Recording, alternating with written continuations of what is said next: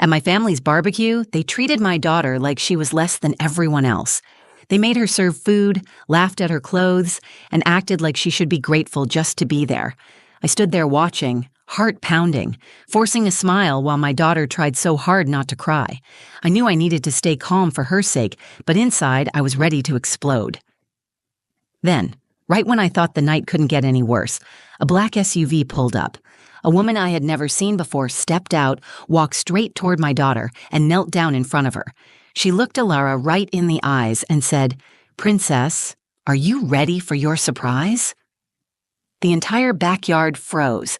Forks stopped mid-air, jaws literally hung open, and in that single moment, everything changed. When we pulled up to my sister Jenna's house that afternoon, I already had a knot forming in my stomach. I told myself it was just nerves. Maybe this time things would be different. Maybe Jenna and Mom would actually be kind. Maybe today would be about family and laughter, not quiet humiliation disguised as jokes. I tightened my grip on the steering wheel for a second before turning to look at my daughter sitting beside me. Alara smoothed the front of her dress, a simple yellow sundress she had saved up for by babysitting the neighbor's twins. She'd fallen in love with it the moment she saw it online. It wasn't flashy or expensive, but it was her style. Software, pretty, modest. She looked beautiful. Her dark hair was tucked behind her ears, and she wore a small silver bracelet she had gotten from her school's craft fair. She was nervous, I could tell, but she still smiled up at me with those big, hopeful eyes. "Just be yourself, sweetie," I said, reaching over to squeeze her hand. "You're perfect the way you are." Alara nodded and tucked a loose strand of hair behind her ear. "Thanks, Mom." We got out of the car and were immediately hit by the smell of grilled burgers and hot dogs. Laughter floated through the air. Kids darted across the neatly trimmed lawn. Adults leaned back in plastic chairs holding paper plates piled high with food. It looked like the kind of family gathering you see on TV commercials. Happy, carefree. But I knew better. I could already spot the tight smiles, the sidelong glances. This wasn't about catching up and having fun. This was about sizing each other up, picking apart whoever seemed the weakest. Jenna spotted us from across the yard and waved. Her hair was pulled back into a sleek ponytail, her designer sunglasses pushed up on her head. She wore a crisp white dress that probably cost more than my entire paycheck. She sauntered over, drink in hand, flashing that practice smile she saved for when she wanted something. "There you are," Jenna said, pulling me into a stiff, one-armed hug before turning her attention to Alara. Her smile faltered for just a second, almost too quick to notice. But I noticed. "Wow, you're getting so big," Jenna said, the edge in her voice slicing right through the compliment. "Hey, listen, could you do me a huge favor and help pass out some drinks? The kids are being lazy." Before Alara could answer, Jenna was already pressing a tray of soda cans into her hands. She turned and walked off, calling back over her shoulder, "Be a dear, okay?" Alara stood there frozen for a second, tray wobbling slightly. She looked up at me, and I saw the question in her eyes. Should I say no? Should I fight back? I gave her a tight smile and a small nod. We would pick our battles. Right now, we needed to survive the afternoon. I watched my daughter weave through the crowd, cheeks flushing as she tried to balance the tray and smile politely at people who barely looked at her. I felt a burn rise in my chest, a familiar mixture of anger and helplessness. I had told myself we needed to come, to show up, to be part of the family, but I hated seeing her treated like this, like she was a guest who should be grateful for crumbs. I made my way over to a picnic table where my mother, Diane, sat fanning herself with a paper plate. She barely looked up when I sat down. "Late, as usual," she said, folding the plate neatly in half. "Traffic," I said, even though there hadn't been any. My Uncle Rick sat beside her, sunglasses hiding whatever judgment his eyes might have shown. He gave me a nod but said nothing. Typical. I kept glancing at Alara, willing her to come back so she wouldn't have to endure it too long. Just as she was handing a soda to one of my cousins, Jenna's voice rang out again, louder this time, drawing the attention of several people nearby. "Oh, did you knit that dress yourself, sweetheart?" Jenna laughed, her voice dripping with mockery. I saw the way a few others snickered. I saw the way Alara's shoulders stiffened. She didn't say anything. She just kept her head down and moved to the next person. I stood up halfway out of my seat, ready to go to her, but my mother put a hand on my arm. "She needs to toughen up a little," Mom said under her breath, as if that made it better. I jerked my arm away and crossed the yard toward Alara. She didn't look at me, but I could see it in the tightness of her mouth, the way she blinked too fast. She was fighting not to cry. I should have turned around right then and there. I should have grabbed her hand and walked out. But before I could make a move, the deep growl of an engine cut through the chatter. Heads turned toward the driveway as a sleek black SUV pulled up. It was out of place here, among the scratched minivans and battered pickup trucks. The vehicle came to a smooth stop, and the driver's door swung open. Out stepped a woman none of us recognized. She was tall, elegant, dressed sharply without looking like she was trying too hard. She looked around the yard, her gaze steady, until it landed on Alara. And without hesitation, she started walking straight toward my daughter. The woman from the SUV hadn't spoken a word yet, but everything about her drew the attention of the entire backyard. Conversation stopped mid-sentence. My sister paused halfway through sipping her wine.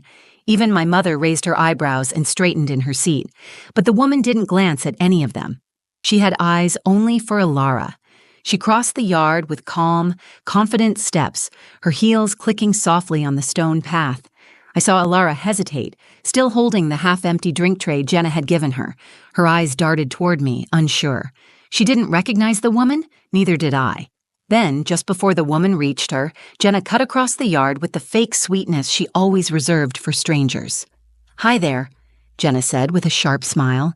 "Can I help you with something?" The woman barely looked at her.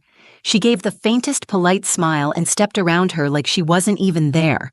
Jenna's smile froze for a split second, then she turned and followed, clearly trying to figure out what was going on.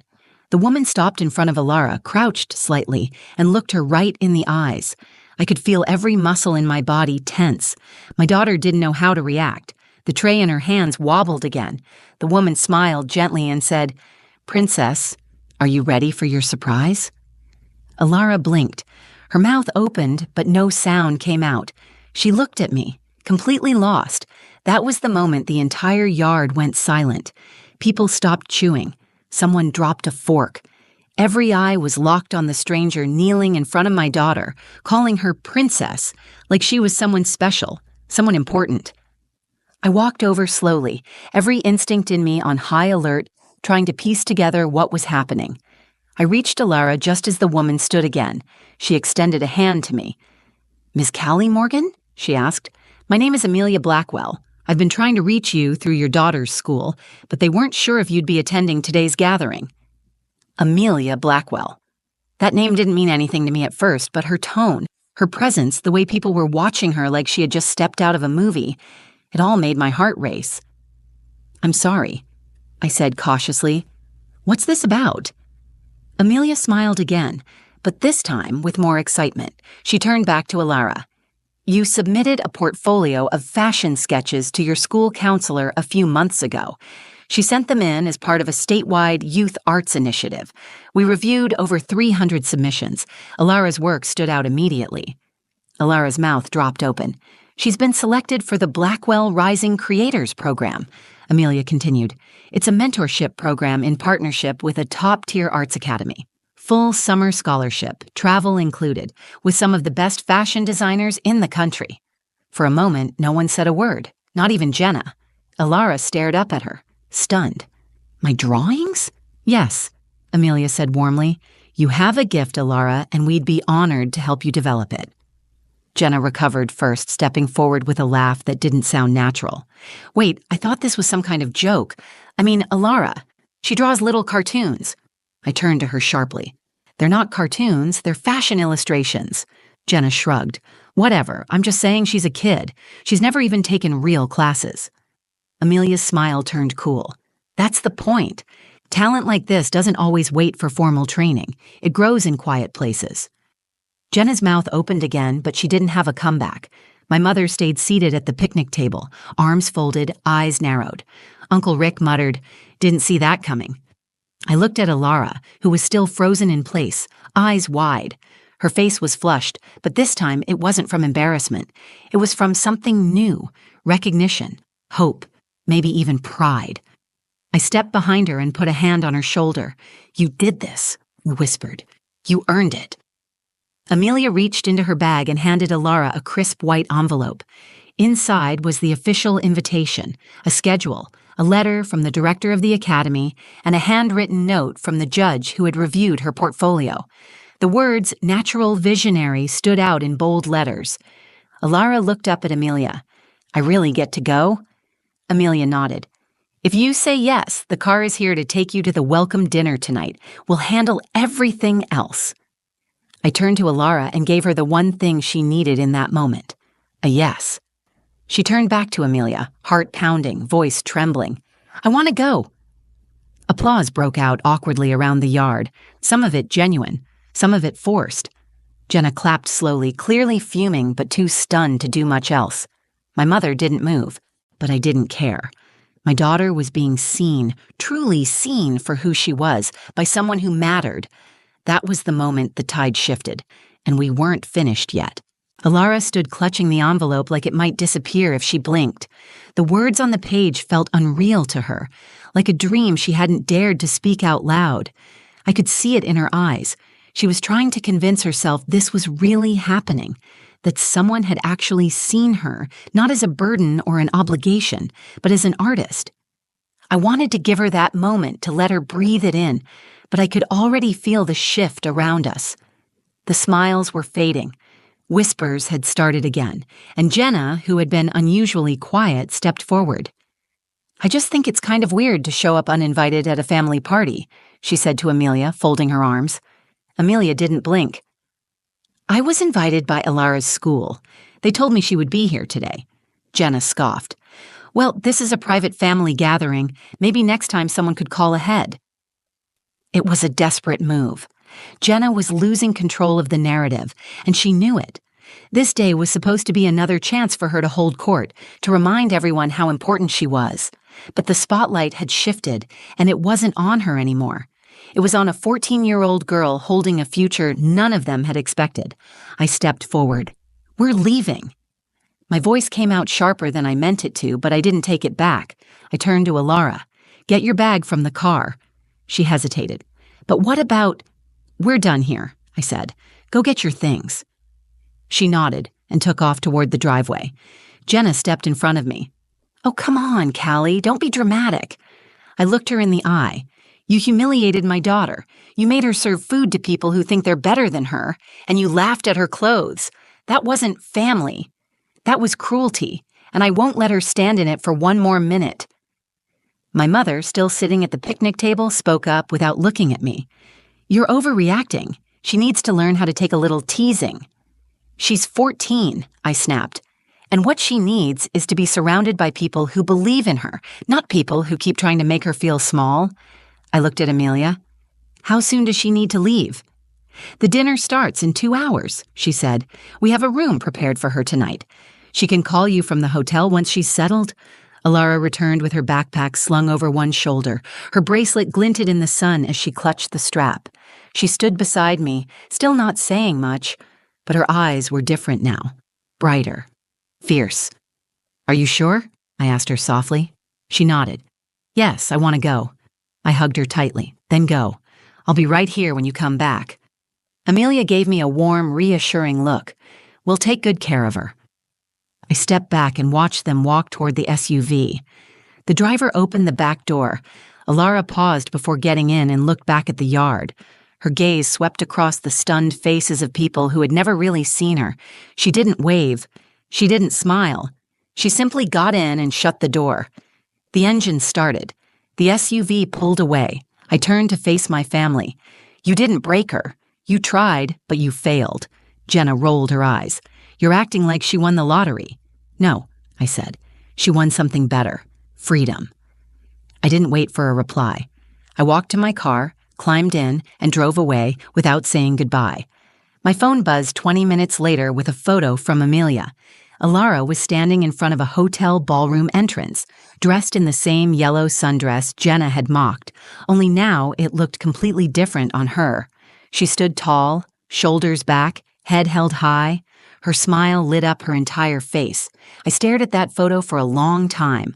I thought about how close I had come to keeping her in that backyard just to avoid conflict.